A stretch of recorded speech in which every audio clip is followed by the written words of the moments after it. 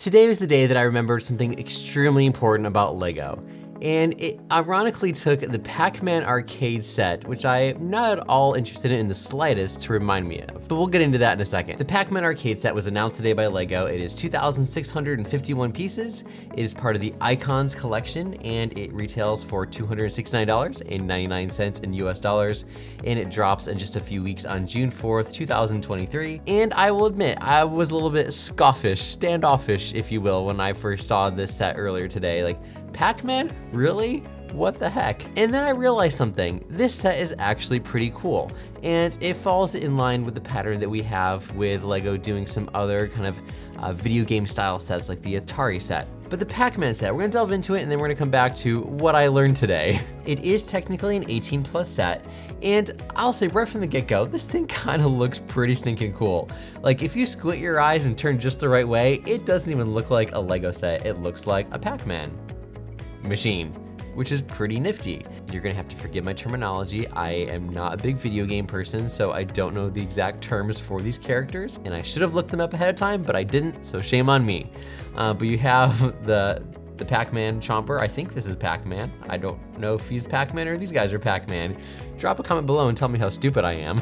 But you have the little ghosty characters on a little stand.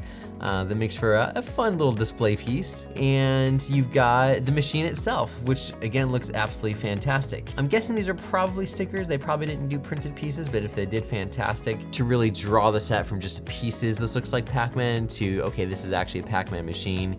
We can tell on the side that this is a sticker. So I have to assume that the rest of these are probably stickers as well.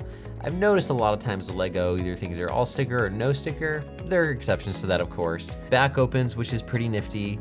Yeah, definitely a sticker here. And you have a little other display piece of a character playing a mini micro Pac-Man set. And I think that's just super cool when LEGO does, like, hey, here's the LEGO version of this, and then here's the smaller version of a minifigure doing the same thing. I always like that vibe. And then you have the mechanisms, the Technic mechanisms, which again, we'll come back to. You have alternate versions of the ghosty characters, which is fun. And then you have this little bit here, this high score section, which actually has some mechanical ability to it, which is fun. So we'll return to that as well. On display, if you put it in the right environment, it looks like it belongs. But here's the coolest thing. You have the bit here. You press down on one of the buttons and the light where you put the theoretic quarter turns on, which is fantastic. LEGO did confirm that no quarters actually go in it. Probably a sticker piece. And then here's the best part. You turn the wheel and it actually moves, and the points go up and down. Now, LEGO did confirm as well that you can't actually play the game, but you have a cool number of mechanisms turning in the background to give it a little bit of, hey, this game is actually interactive feel to it. I could just keep watching that part over and over again. LEGO did a really fantastic job with that. Which kind of really brings me to the part I wanted to talk about, in that there are two things. The first is in how LEGO can take random elements, Technic elements especially, and turn it into something mechanical, which is absolutely mind-blowing. The fact that someone is mechanically inclined enough to create this and produce it in a way that makes it look like the actual game did in the 80s is stunning. Which really reminds me why I enjoy LEGO so much, is that you have all these pieces of which we have seen hundreds of times. I doubt there are any brand new pieces in this set. Even the ball piece here, I'm sure, is made out of some pieces that we've seen before already.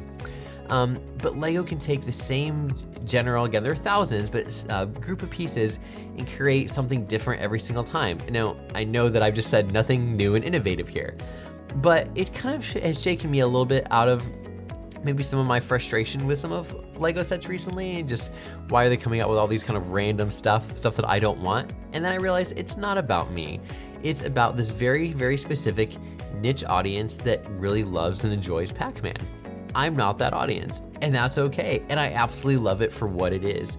The fact that LEGO took all these crazy pieces and took the time and the effort, and obviously love and care. So whoever made this set knows Pac-Man and studied it enough to actually do something legitimate and kind of majestic with it. Granted, it was part of their job, but you still have to kind of really invest in something to make it turn out the way that it did.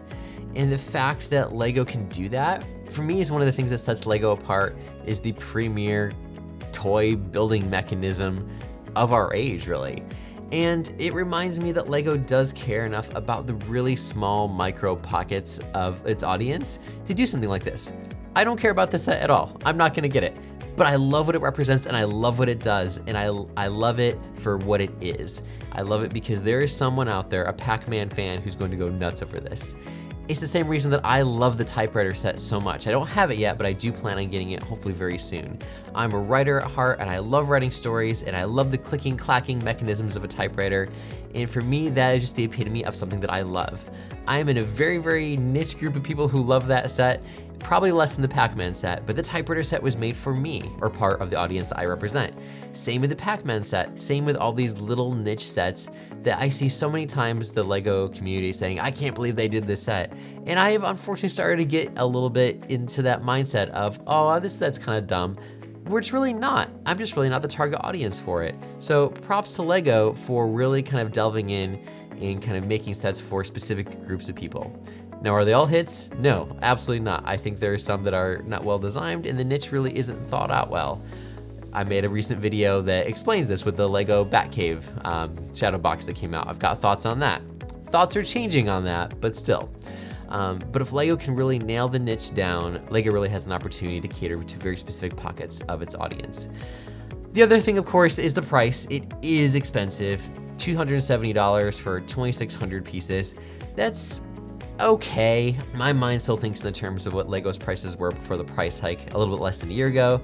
And this should have been, in my opinion, like a $225 set, 200-ish.